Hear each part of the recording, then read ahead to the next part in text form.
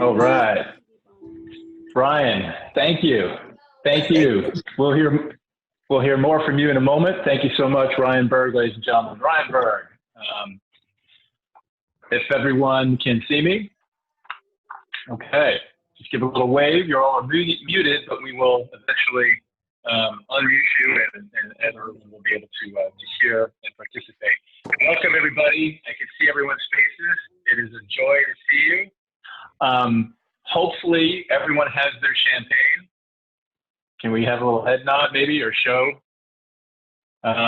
I want to apologize for some of you who have had difficulty getting the champagne. That's on me. That's not on anyone else. It's not on Roots and Waters. That's on, we had, in this era of logistics and complications, we had some delays. So for those of you who are participating with the champagne or without, it's a pleasure to have you to the third AVID Vines virtual champagne tasting. So welcome. There are many hands involved in producing this, and I want to give a first thank you to Julie Weinberg, who will be our producer for the afternoon for our hour together. Say hi, Julie. Okay, Julie's going to wave. And like I said, there are many, many other hands that are helping along here. So again, also want to thank the wonderful music by Ryan. Ryan, you're fantastic. Ryan's joining us from Oklahoma, just finishing a gig last night and this afternoon. And let's introduce myself. My name is David Ferrier. I'm the owner of AVID Vines, and I am the fortunate importer for the André TIXIER line of champagnes, the Brut Rosé, of which we will taste today. The quick why for me is champagne has always been a passion for me, but my why for creating AVID Vines was really twofold. One, to identify a wonderful product that brings joy to people's lives. And champagne really does that for me, and doing it in a clean fashion, an organic, well-made product. But even before that, I am a French American, and I have family that live in France and in the US, and this was a way to combine two cultures for me. And it's something that I thought I would be doing much later in life. But when you find the right producer, and you checks off all the lists of things that you had in your mind of what would be an ideal product to import into the U.S.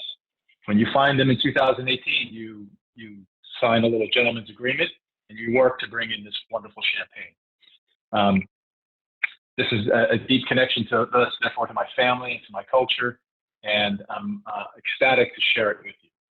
So having said that, I think it's also important just to give a quick note on where we are in today, where we are. We're having this amazing ability to, on a relatively beautiful Saturday afternoon here in Atlanta, and I can see in Texas as well, and all around from the far corners that everyone's joining us, that it looks pretty nice.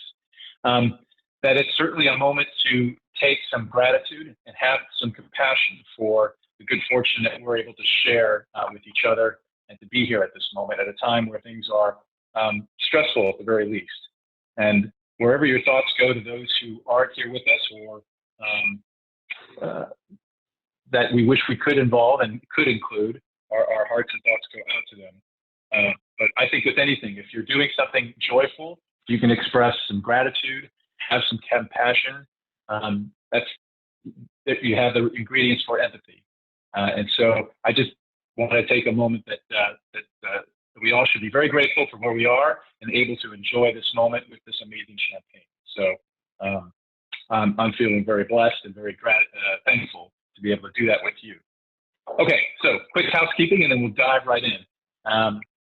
Everyone is really muted, but I tell you what, let's unmute everyone and just give a collective, Julie, if you can, shout out and say thank you to everybody. Everyone's free to jump in and say hi. Fantastic to see you all. I love that everyone's here. Hi, hello. Hi from Brooklyn. Brooklyn representing. Fantastic. I'm just zooming by. I can't stay, but just wanted to give you some positive energy. Sarah, it's wonderful to see you. Thank you. Very good. Okay, so welcome everybody. There'll be, I'm delighted. I'm so happy to see all you guys' shiny faces. All right, so let's just jump into it. Let's open up the bottles, everybody. Let's have our moment here. Oof. We will hear champagne opening from Georgia to Brooklyn to Texas and all around. I think even Virginia is representing. This is fantastic. You missed our bottle opening. Who missed whose bottle? I just exploded it everywhere. Okay, Heather. Everywhere. It went everywhere.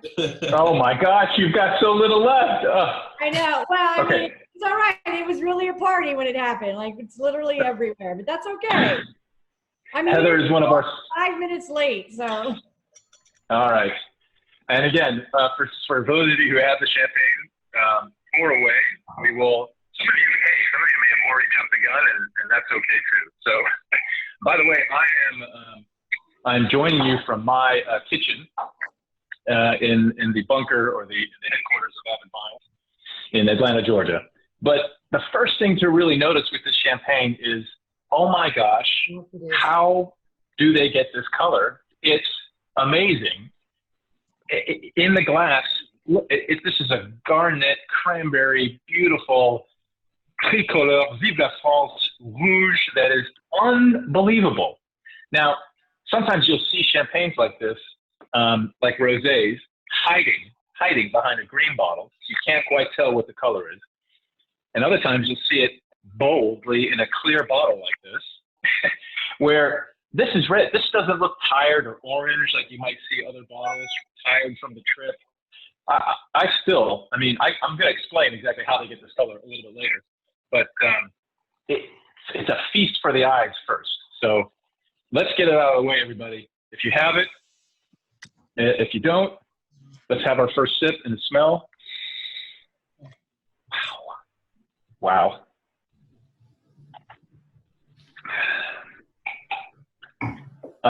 Okay, amazing. Let's get right into our conversation that we have, because after we taste this, I'm dying to hear about two of our wonderful guests that we have with us. They are Heather Queen, known as the Queen of Grapes, located in Dallas, and Samara Kaufman from Cinagro Wine Experience, who's also joining us from Atlanta. Now, for those of you playing Scrabble, Cinagro spelled backwards is, wait for it, organic. That's right, everybody. Okay. It's 22 points on the Scrabble board, or more, depending on where you are.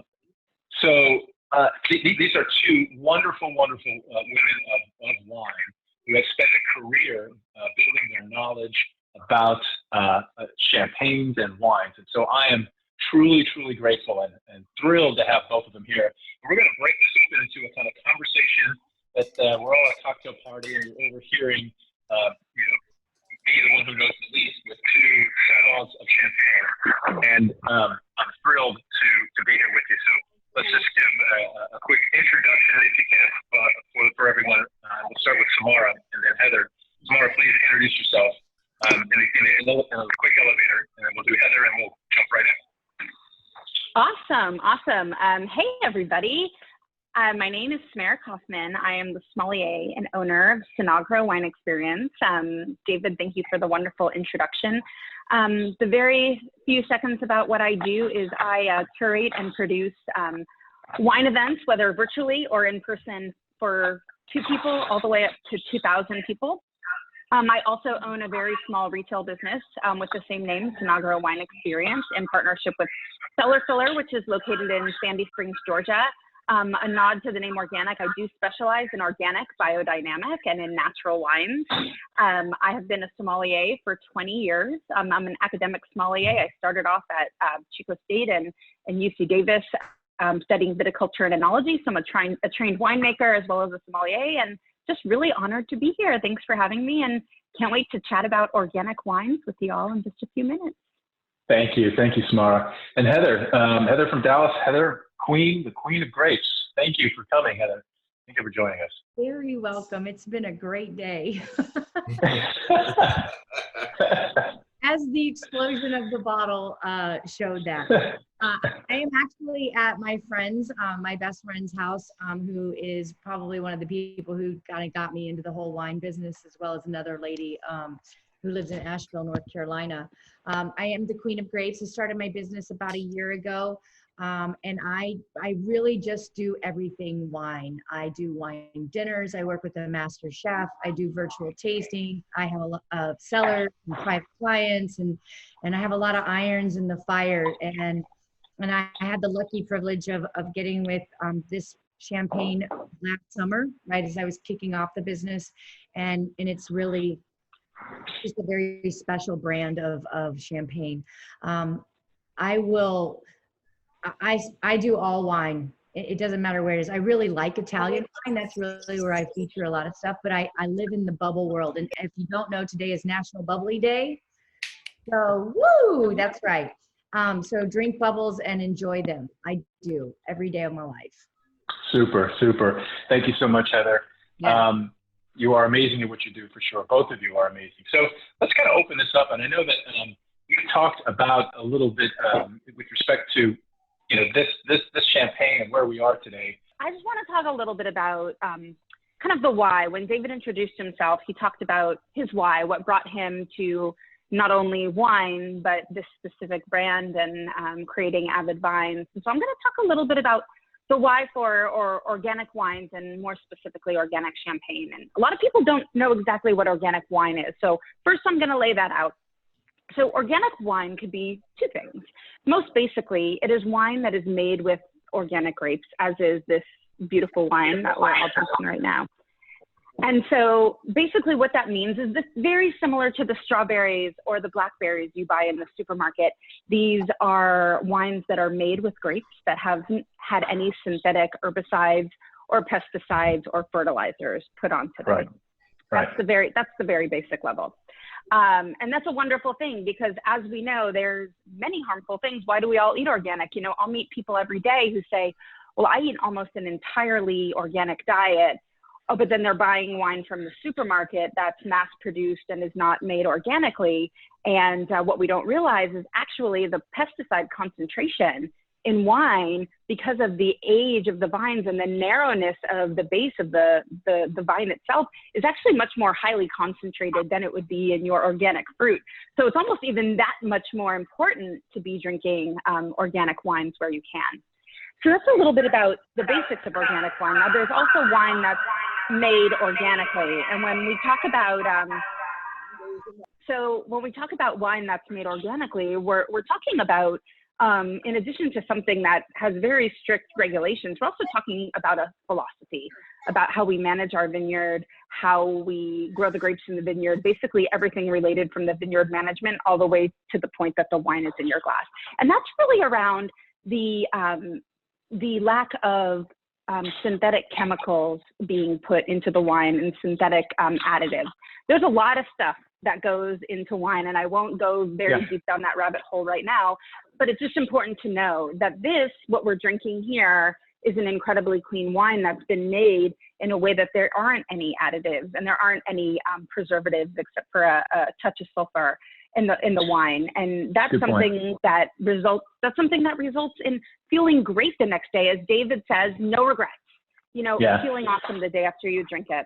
So just to talk a little bit about some of like the trends and what's happening out there in the world with organic wine.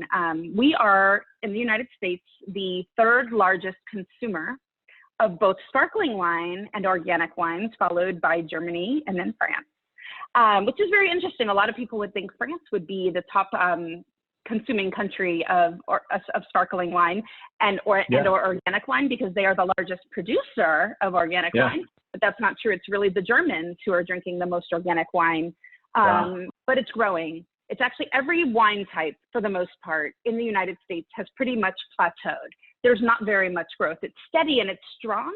But the only area of, or I should say the section or genre of wine that's growing at about 1.4% or so a year is actually organic wine. So this is a growing trend where many other types are stagnant. And that's because people are starting to wake up a little bit and say, you know what, there's value in drinking organic wine. It's better for my body. It's better for the environment, because organic wine producers are avoiding kind of monoculture and a lot of issues that could come in the vineyard of only growing wine grapes or growing many other things, which is more of a, you know, like a biodynamic farming practice. But that's just a little bit about organics.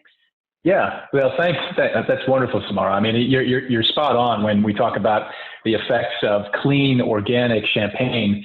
You know, I like to say you enjoy these champagnes twice. Once when you drink them, and then the next day when you wake up with no regrets. And you'd think that, you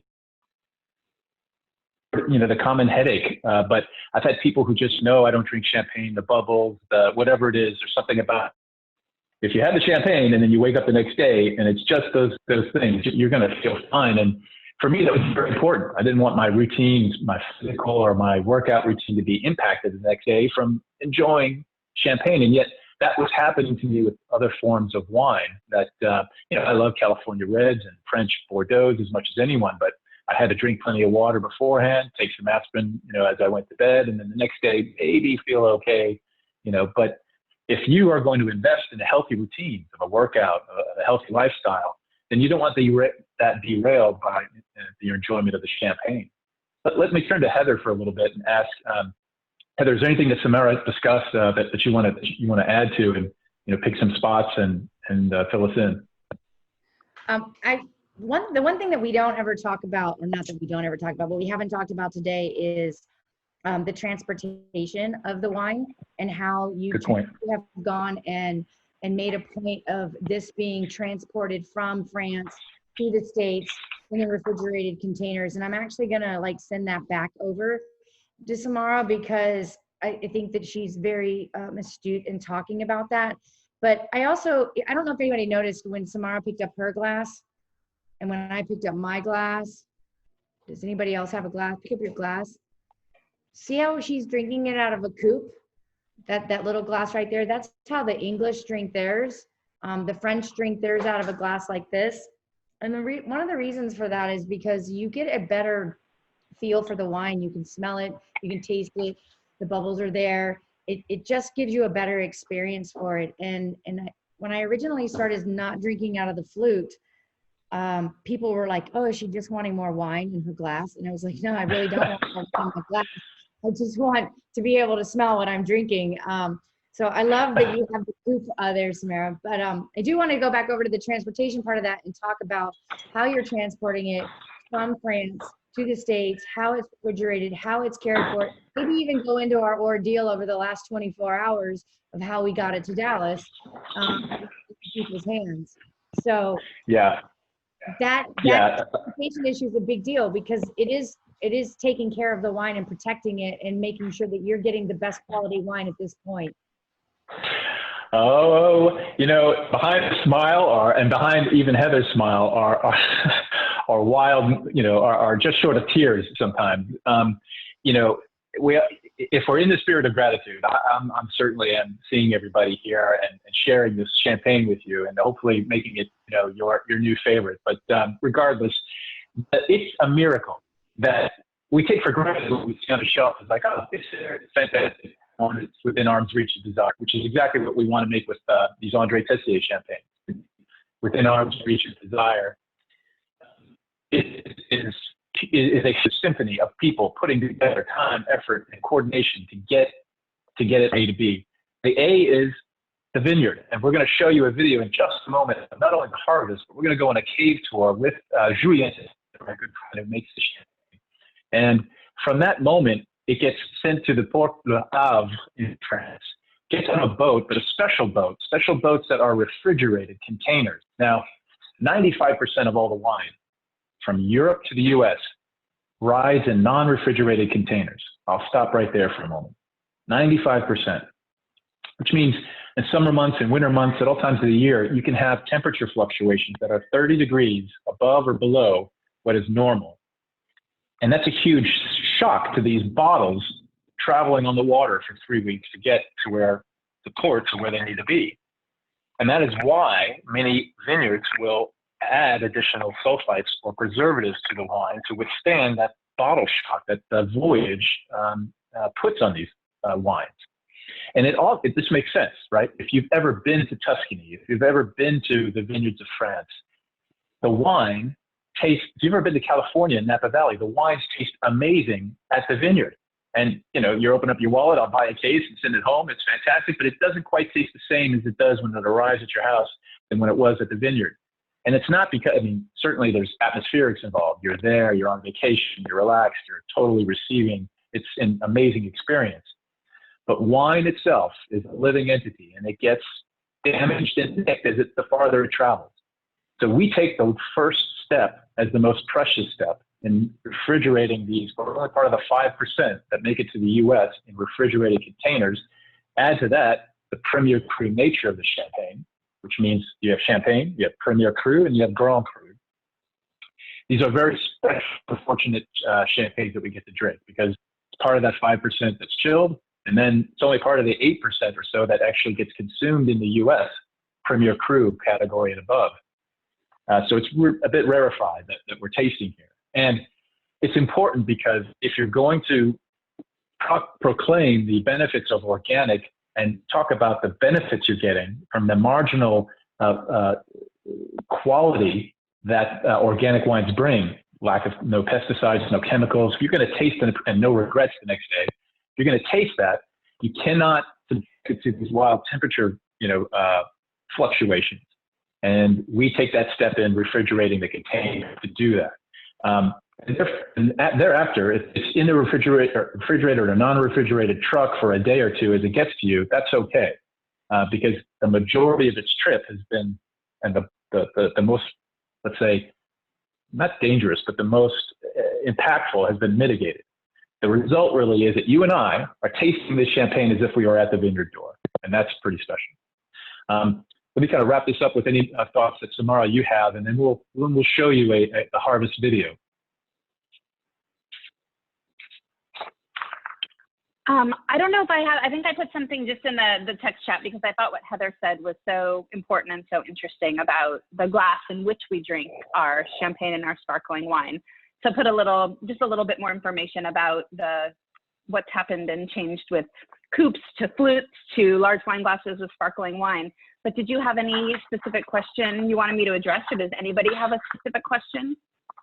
Yeah, please look to the chat for any questions, and please, everyone, put into the chat any questions you have that we'll answer at the Q&A at the end. Got it. Yeah, and something interesting that, I think since I have the mic for a moment, that I think I could add is a lot of times we don't traditionally taste wine in the sparkling wine in the way that we taste traditional wine. A lot of people think, oh, I don't need to swoosh the wine around in my mouth because it's already bubbly, and that's actually not true.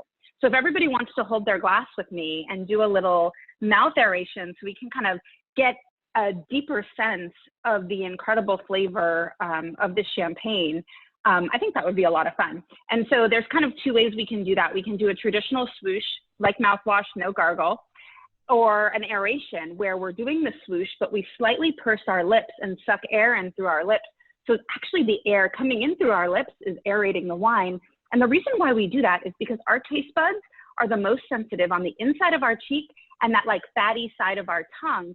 And if we're just drinking the wine back, we're missing about 70% of the flavor of the wine. So if we go through this once, we kind of prime the pump for all of the subsequent sips that we're going to experience.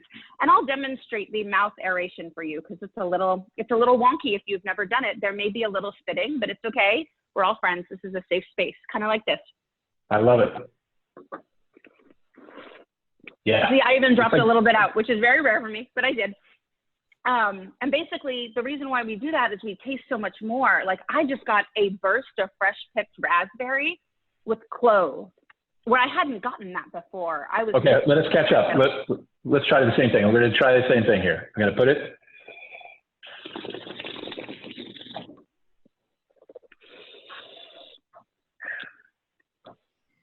Yeah. If you're cherries, cranberries, rhubarb. Rhubarb. Yes, rhubarb. That's it. You know what? Not just rhubarb and strawberry crumble. Like a little bit of strawberry, a little bit of rhubarb. Love it. And if everybody wants to write in the text chat what you're tasting, that would be great. Fantastic. So let's, thank you very much, Heather. Thank you, Samara, so much. Let's kind of dive into something I'm thrilled to show you. It's the last harvest video from 2019 of André TIXIER. And you'll see Julien weighing some of the yield. And one of the things you'll notice as we get ready to play this is, no heavy machinery in the vineyards, and a lot of this hand-picked. It's a joyous time. This last harvest was done on September 9th. And so we're gearing up for another September, maybe mid to early September harvest again for 2020. The 2019 was incredible, and you'll see it right here. Julie, if you can take us there.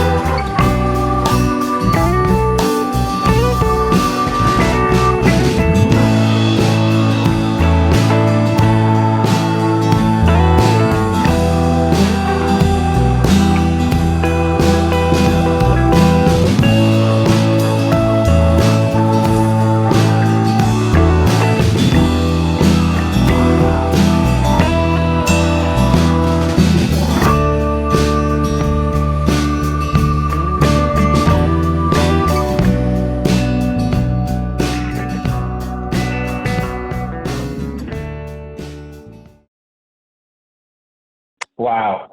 Thank you, Ryan. That was more music from Ryan Berg, kind of overplaying our video. Just fantastic. A little bit of sprinkling some beautiful ambiance, and it just made that video kind of soar. So thank you again, Ryan. Ryan will be playing a little bit more throughout the hour with us. So thank you very much. Oh my gosh, Ryan, you're the best. Let's make sure we hydrate. Make sure we're drinking. This is water. This isn't. I know some of you would think this is vodka, but that's not the case. So water, hydrate, make sure you've got a little bit there as we kind of dive into a little bit more to kind of share with you. So I think now, since we're on a roll here, we're showing some videos, I want to show you one more. We want to go right to France now, and we want to speak with Julien TIXIER, the winemaker, and have him walk us through his wine cave facility. So what we're going to do is we're going to go right to France, and we're going to be descending about 30 feet where the champagne cellar is. And Julien's story is a powerful one. He's the 4th generation winemaker.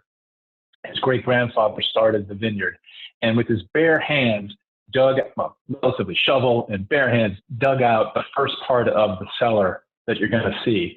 And then he will walk you through and show you the second half of the cellar, which I think is in 2000 was completed into a larger facility. But all of this, again, 30 feet underground, so that the natural coolness of the earth keeps these bottles rusting beautifully. Julien is a wonderful person. He doesn't speak much English. I'm just going to come out and say it. Sorry, Julien. But we have the video you're about to see subtitled, and you'll be able to kind of read along with what he's talking about. So without any further ado, let's jettison to Chigny-les-Roses, in the Premier Cru little village that surrounds the town of Reims in the Champagne area. So Reims is about an hour's train ride from Paris, further east and a bit north, but more east. East. And it's the town where kings were coronated. So it has a beautiful cathedral, very much like and modeled after Notre Dame. But let's, Julie, if we're ready, let's teleport.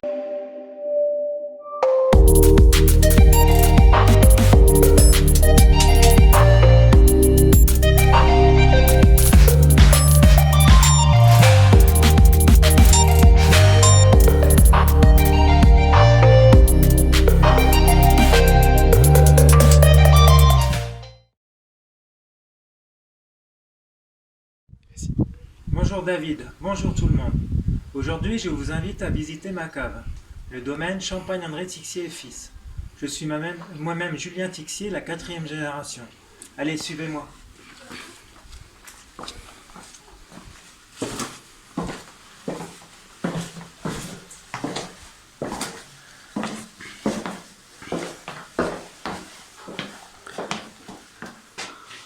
Nous arrivons à la première partie de la cave. Ici, c'est un petit musée.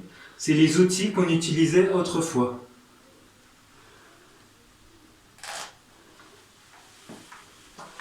Ici, au mur, c'est des photos de mes ancêtres. Ici, vous avez mon grand-père.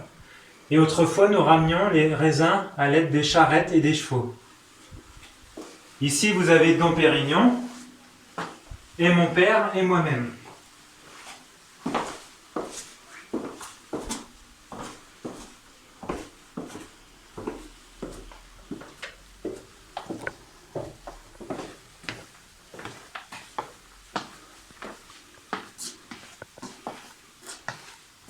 Donc nous sommes dans la cave familiale, c'est une cave creusée dans la craie, ce qui permet d'avoir une température constante été comme hiver. Il fait toujours environ 10-12 degrés.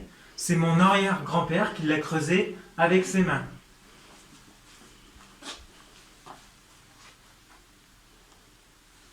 Allez, suivez-moi, vous allez voir, nous allons voir une partie de la cave plus moderne qui a été construite dans les années 2000.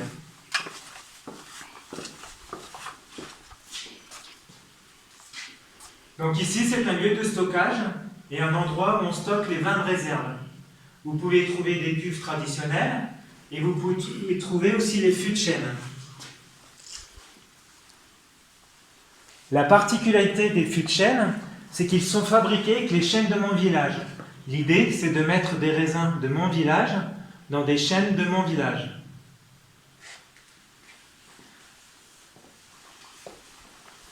Allez, suivez-moi.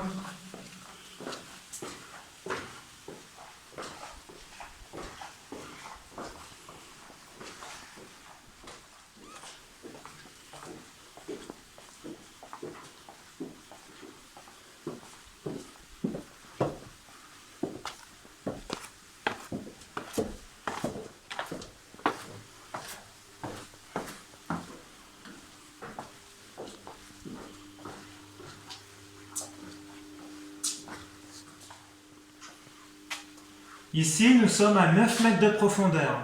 Voilà, au dernier étage de la cave, vous pouvez voir le stockage de bouteilles.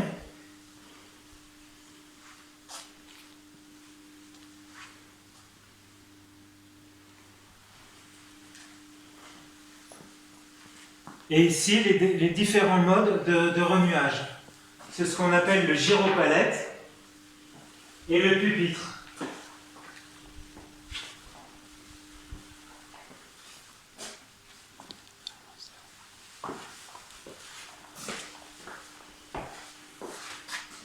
Voilà, on a fait le tour de la cave. Je vous souhaite une belle journée, une belle dégustation et prenez soin de vous. Bye bye.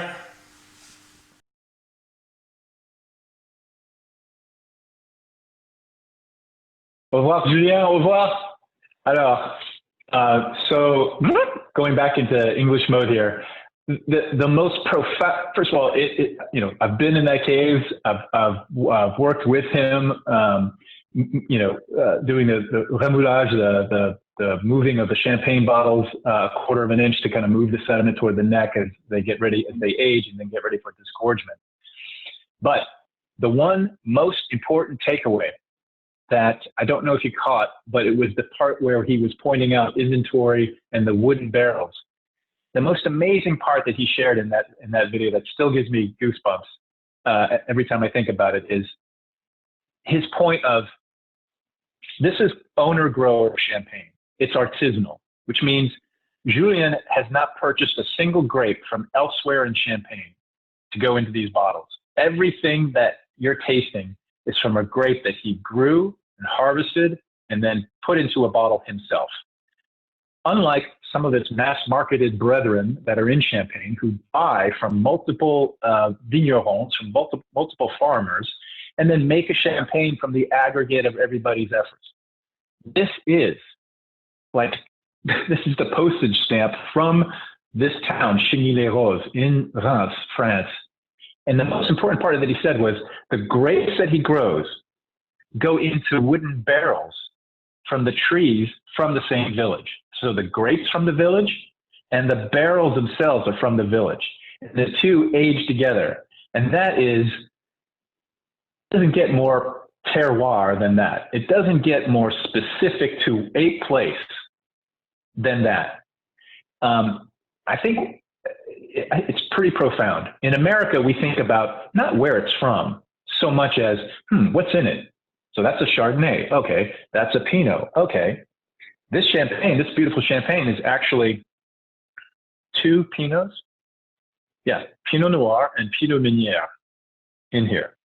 What's in it is important. And I'll explain exactly how he makes this beautiful color. And now you know it's Pinot Noir and Pinot Meunier.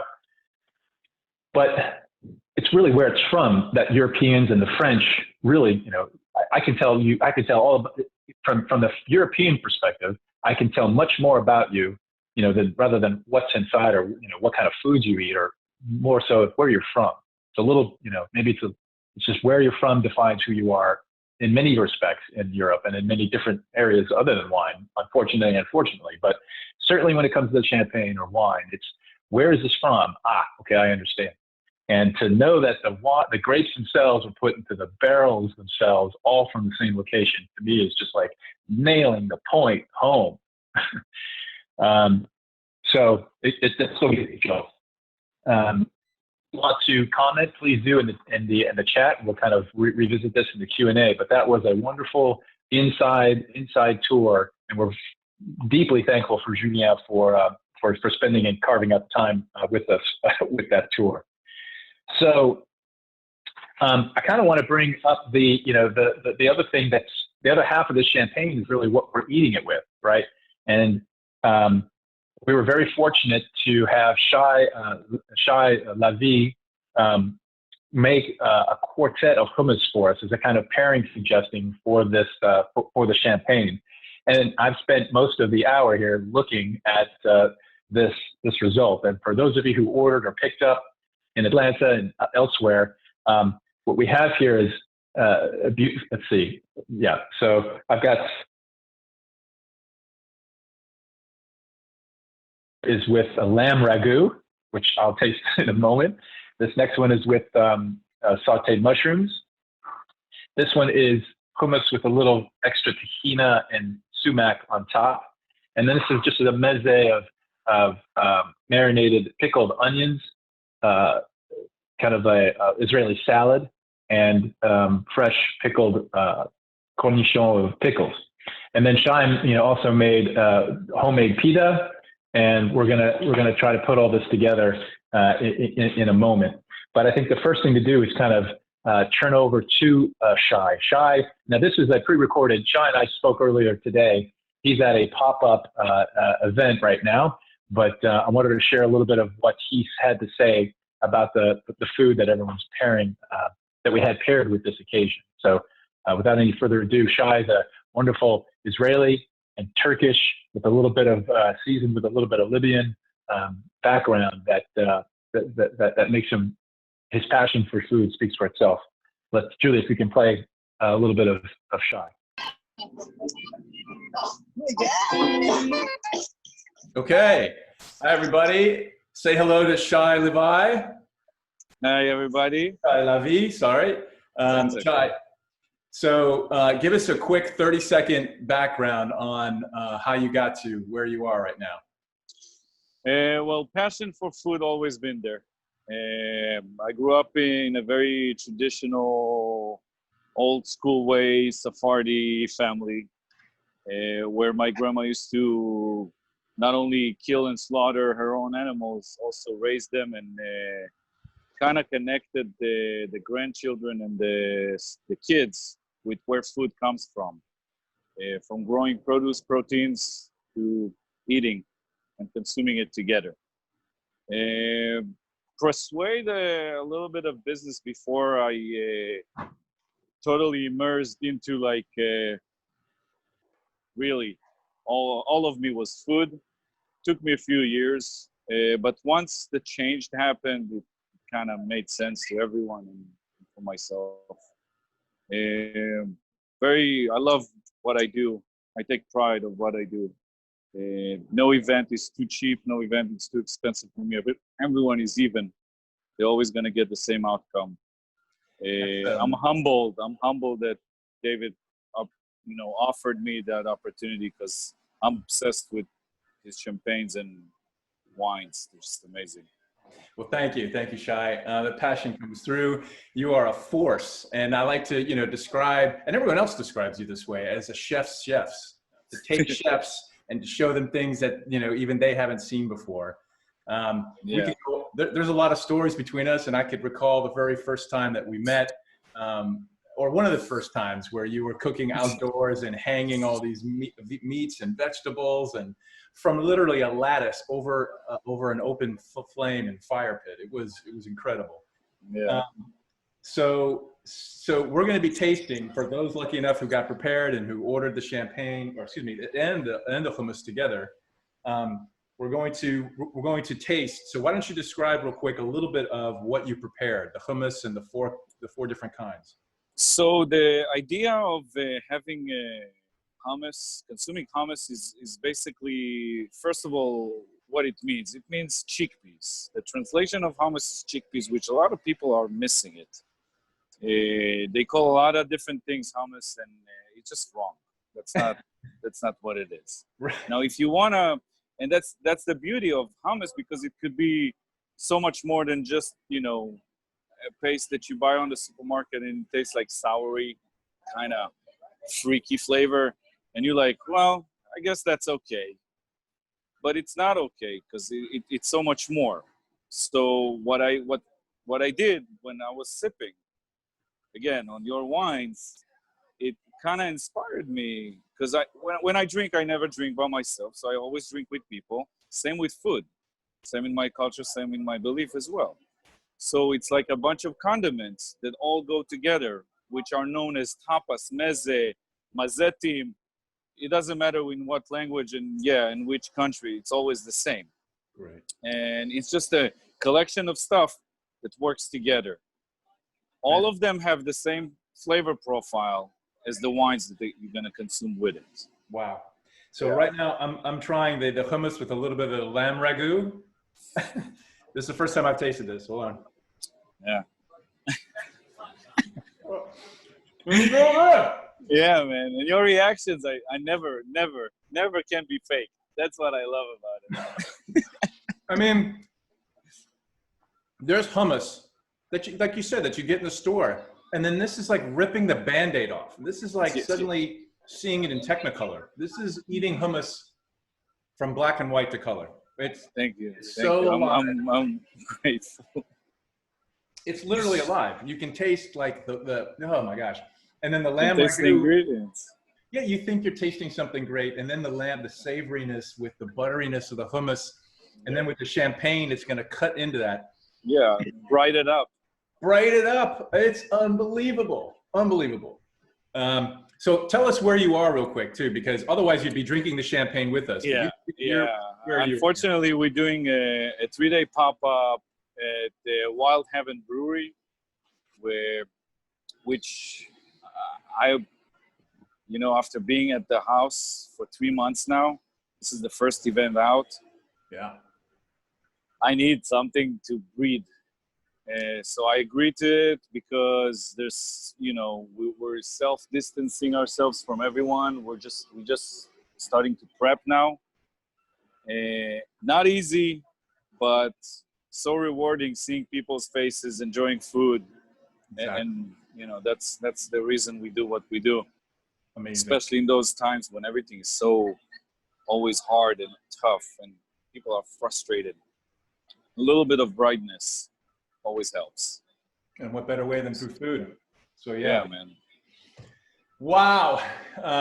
Okay, so Shay, so we'll have your Venmo, we will have your Instagram, and we will have all the ways to connect with you after the tasting today. Yes, and everything I can help with anything, please guys, you can shoot me a text, email, whatever, and I can even record you a recipe and send it to you, and full support from us. Well, super. Yeah. Now soon we're also working on getting our hummus in supermarkets. So that's gonna happen soon. It's gonna be called Let's Eat Hummus. After the catering company, Let's Eat. Yes, sir. Yep. Very good. Well, listen, my friend, thank you very much. Thank you. Thank you. And have a good rest of the day. And thank you for popping in with us. Enjoy, guys. Allez, thank you. Take care, my brother. Bye-bye. Okay, so you can literally see the heart behind this man, and he's dead on to kind of describe, where we are in this, with this virus and everything. This is his first event, and you can tell he's in his element right now. I kind of want to put together a little bit of the hummus. His pita is fresh baked. I'm just going to put this hummus and mushroom concoction together. And then I'm going to add a little bit of the pickled onions to the top of this. I'm going to have my champagne glass ready. And hold on tight. Here we go. I'm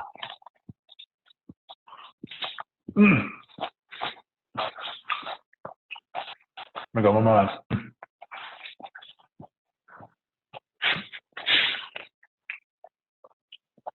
This is amazing. Amazing. And then just what we were talking about before, there's a butteriness to this hummus that is like, that is pretty incredible. And a crusty pita that's like soft on the inside and a little crusty on the outside. It's good.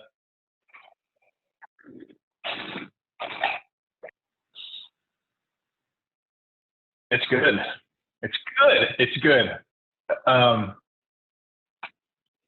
I'm flabbergasted. There's the pickled onions that have also this sumac. And sumac is kind of like a lemon flavor, and the lemon is like going into the strawberry of the champagne with this acidity. It's it's making a mouthfeel that is both that is electric, and it comes in waves. So you have that butteriness of the hummus and the acidity of the champagne working in your mouth, and then it's pretty spectacular. To all those who are enjoying that combination right now, I think I can see your head splattered in the Zoom call here, as mine is literally about to be. Okay, wow. Let's check in right here with our sommeliers.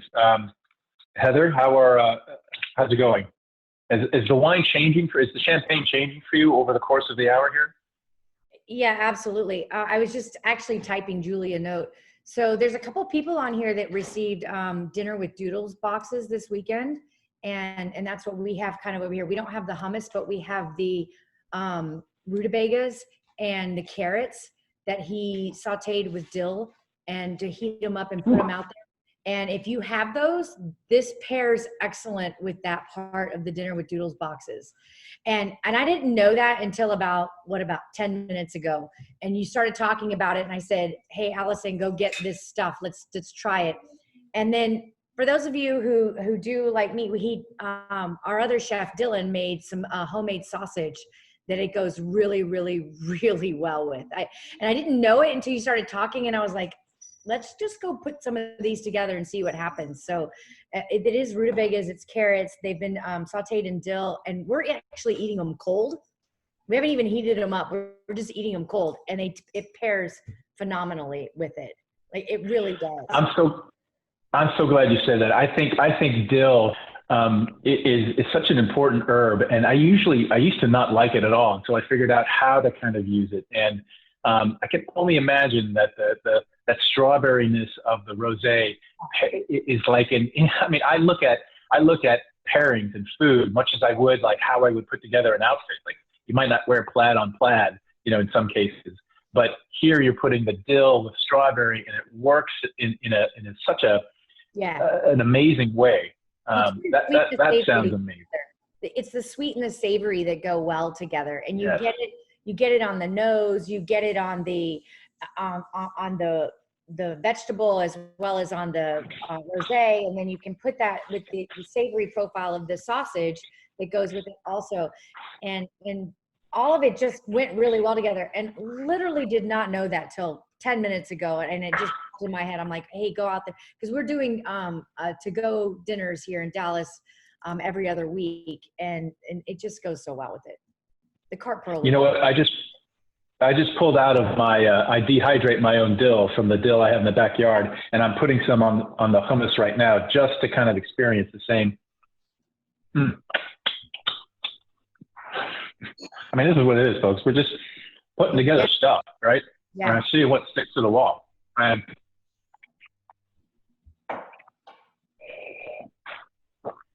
oh my God. Yeah, the dill, it's almost like if you've ever put like salt on a grapefruit. You know, you have grapefruit in itself is inherently sweet, but if you want to know what a grapefruit tastes like, add a little bit of salt to that cut of grapefruit, and the salt kind of takes away the sweetness part of the grapefruit, and you're left with what grapefruit really tastes like. Instead of saying, "Oh, that was sweet," you'll get all these kind of bursting, hard to describe right now because I'm not tasting grapefruit, but it's that same thing. The dill is like adding a layer that forces other parts of the rosé champagne to come out. And what I'm getting is much more of that kind of beautiful rhubarb. It's a little bit celery, and it's a little bit of strawberry, but strawberry in a different way. Pretty cool. I love that dill. Love that. I mentioned earlier the chalky soil. When you put that dill in there, you're going to get a little bit of that chalky minerality substance that's in there. It's a very subtle taste, and you're not always going to pick it up. But once you put dill or that herb in there, you're going to feel that chalky, that minerality that Champagne's really known for in that whole area. But it really comes out when you add that little bit of herb to it. So true. It's more than just a fruit. You're right. It's what we were talking about, the chalkiness, the terroir of it. That's an excellent point. Thank you, Heather. Let's turn to Samara. Samara, did you have any, are you tasting champagne with anything? And if so, how has the champagne changed over the hour? Yeah, no, I think that's a great question. So one thing that I would add is that champagne itself goes really, really amazing with anything fried. And the reason is because champagne or a sparkling wine is perhaps the most acidic wine there is. And when you eat something super fatty or super buttery, like fried chicken or anything fried, I'm a vegetarian, so I love fried goat cheese balls drizzled with a truffle honey. What ends up happening is the champagne or the sparkling wine kind of spreads whatever that fatty, buttery you're having over your tongue, and it helps you savor it longer. And it tells your brain, I like this even more because of that connection that's happening. So I love to have my sparkling wine with fried food. I also love this wine. I have been having, I've made my own little concoction here. It's a little strange, but bear with me for just one moment. It is smoked salmon, and I sprinkled it with za'atar. And so the za'atar, there's a little bit of salt. It's got a bunch of different spices in it, a little bit of pistachio, and all those nutty herbal picks up these very subtle notes in this wine, and the smoked salmon makes it sing. So those are two of my favorite pairings with this particular wine, and it also just looks so pretty. And a little bit of fresh ricotta. Wow. Okay. So I just went to go in the refrigerator to see if I have any salmon, because I have some za'atar, but what I'm thinking, I don't have any salmon. So can you guys still hear me? Yeah. Okay. So I don't have any salmon, but that's just it. Imagine if you imagine if you made some if you buttered and toasted some bread, and then added some creme fraiche, and then added, or sour cream, and then added some smoked salmon.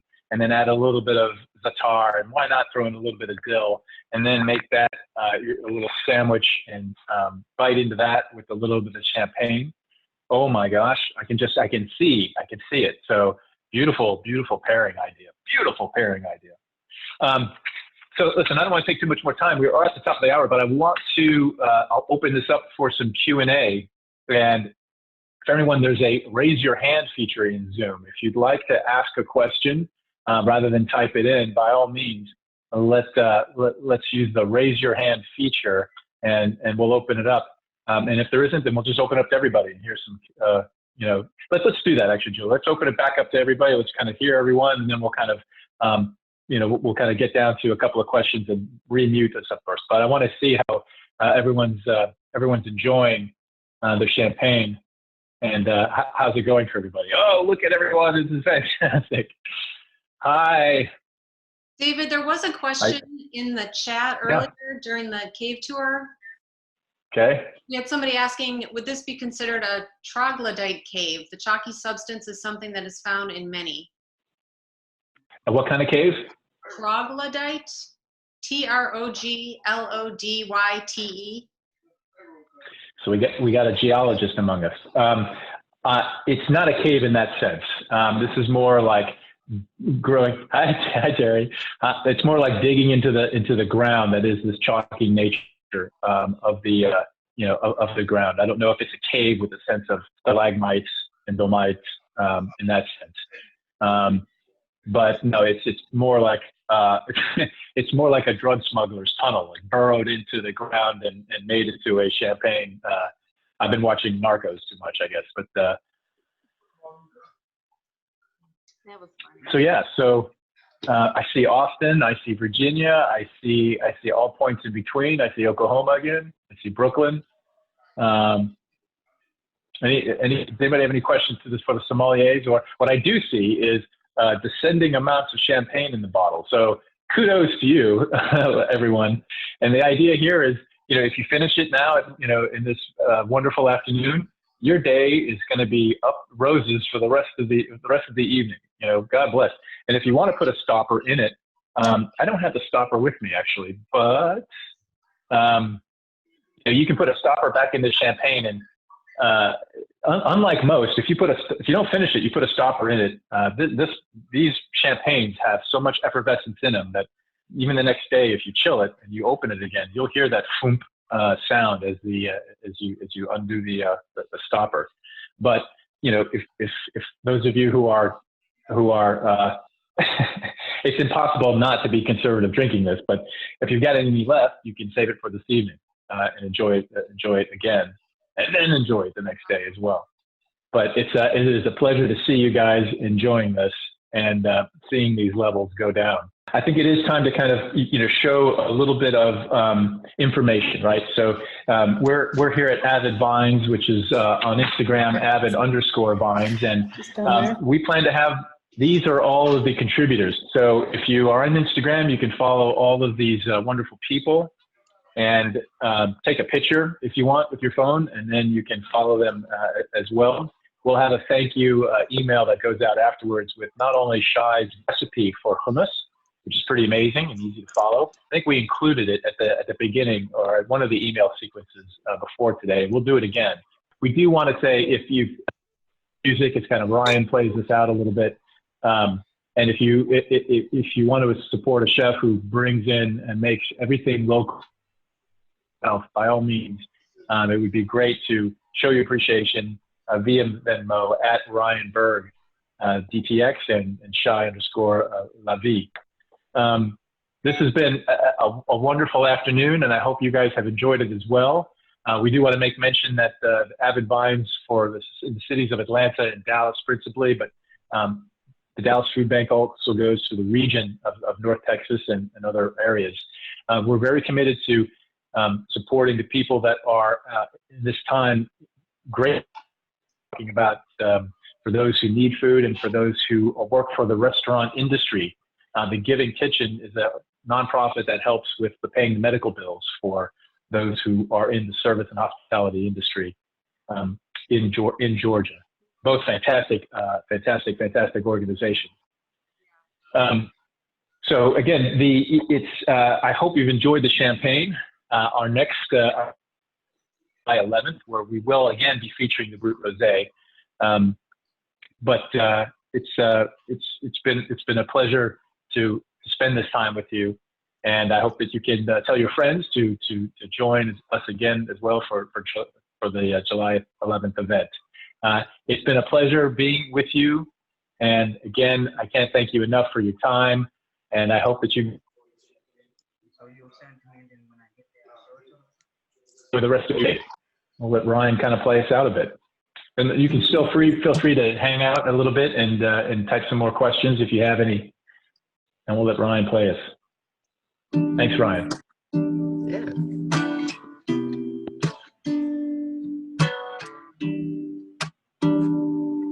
Where's my champagne?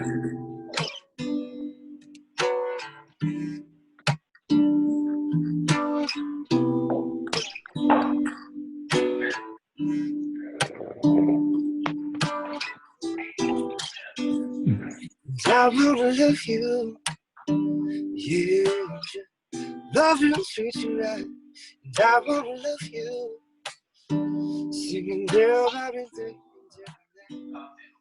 we'll be together, yeah.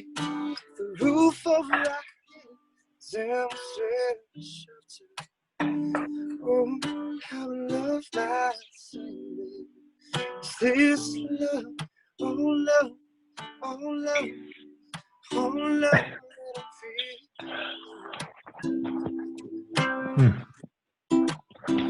Is this love? Oh, oh, love, oh, love, let it feel. Yeah.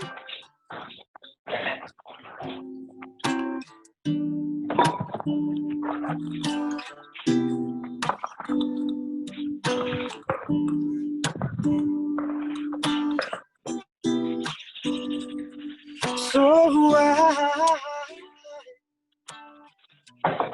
I'm willing, baby.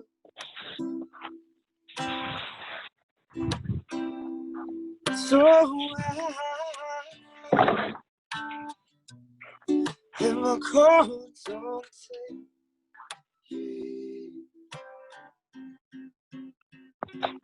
I wanna love you, yeah. Love you, treat you right, and I wanna love you. You are in every night. Thank you. Y'all, thank you again so much for having me. Y'all be good to each other. Thank you, Ryan, so much. Thank you so much. Thank you so much, and thank you, Thomas. The Julia Childs of wine. I'll take it. Why not? You know, yeah, it's fantastic. Thank you all. Thank you all. We'll end it right here. Please enjoy yourselves for the rest of the day, and come back in every way on the 11th and even before then with André TIXIER champagne. Thank you so much.